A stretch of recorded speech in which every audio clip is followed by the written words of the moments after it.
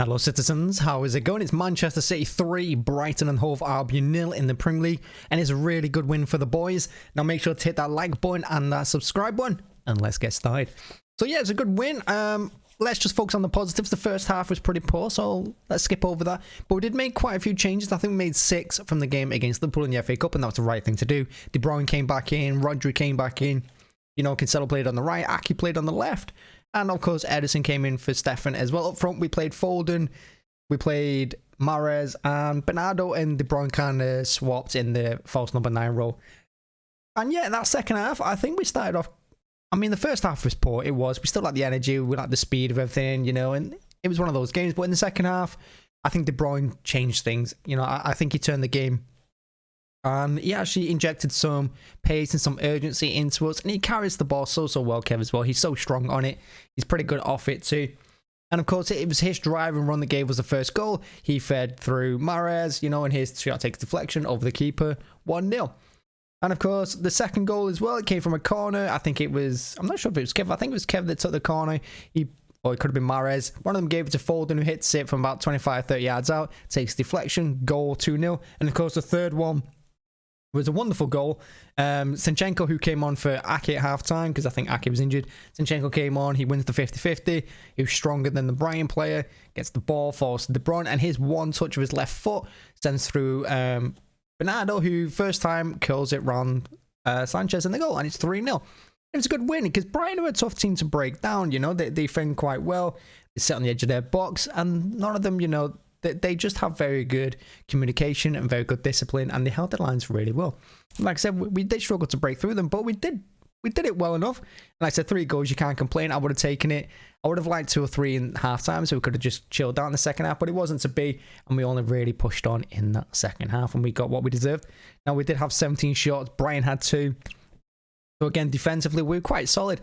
And Stones had a great game. It was unfortunate that Stones came off. Stones came off injured towards the end, and that was unfortunate as well, because I think Stones has been one of the highlights the last few games for us.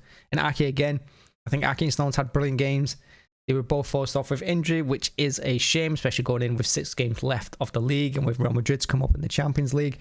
But overall, you know, solid. The back Laporte did well. Yeah, Rodri, you know, he had his moments, but, you know, he does a good role for us, you know, and I'd rather have him in there than Fernandinho. For me, man of the match was De Bruyne, and of course, he was giving it on the day as well. But he was fantastic, De Bruyne, you know.